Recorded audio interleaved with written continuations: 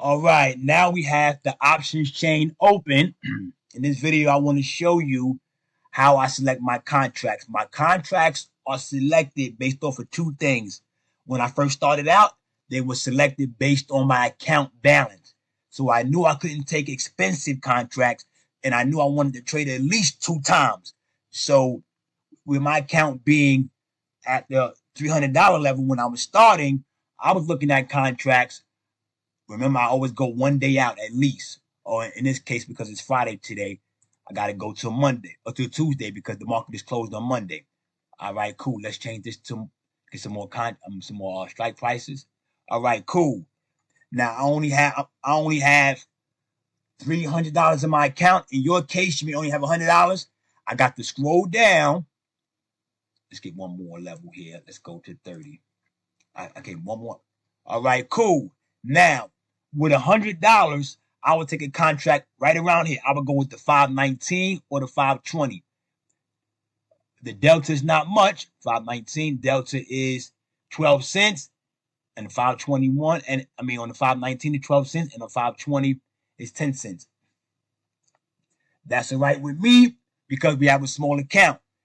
Now, what I would do is I would jump in on one of these contracts, and if it goes against me, I have enough buying power to add another contract to bring down my cost basis before the guardrails stop me out.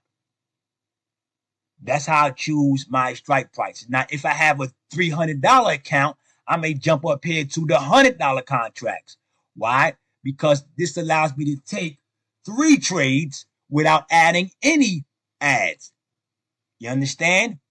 And the same thing goes for calls and puts. Same kind of deal, same price.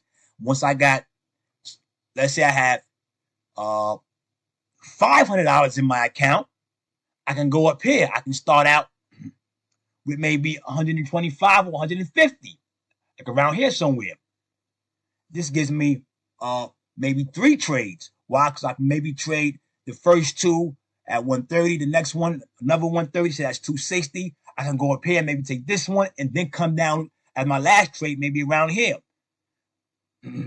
This is going to allow you to get multiple trades in and sometimes rescue your account after the first trade has gone against you. But remember, when you have a small account starting at $100, you want to start with taking trades at about 40 or 50 cents. You know what I mean? That way it allows you to at least get 2 trades in there.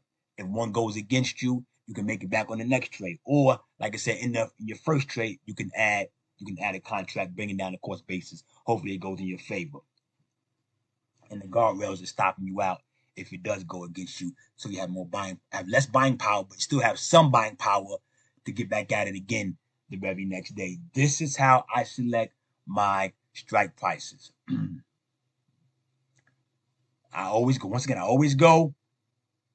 Very rarely do I choose 0 day to expiration, only because if it goes against me, theta. And if you need to understand theta, I have a video on my YouTube channel that explains that. I may leave something on this video that you can go watch that. Anyway, I don't like theta because if it goes against me, theta eats the contract up too much, and then it's hard to recover, especially if you don't get a lot of volume in the direction that you want the price action to go. So I always go 1 day out, and on Fridays, I go 3 days out. But in this case, it's going to be 4 days out. So anyway, that's how I choose my strike prices. I don't choose expensive ones. I choose it based off of my account balance. And when I'm having a good day, if it's a good day, you should have buying power left once you have $400, $500, and $600 in your account, because after the first 2 trades, you should be green. Following my strategy. Now we can close the door and come back tomorrow for the next trade. Because I remember hearing a day trader say this: the more you trade, the more chances you will lose. Because what happens is more humans are starting to leave the market and more computers are taking over. And computers don't trade off of fear and greed. They trade off of just numbers, and you don't want to trade against them because they're just too good. and the market becomes much more choppy, and you don't get the kind of resolution that you normally get with humans during the retail trading session. All right, y'all. That's all I got for you for this one. And hopefully you guys got something out of that. All right, y'all.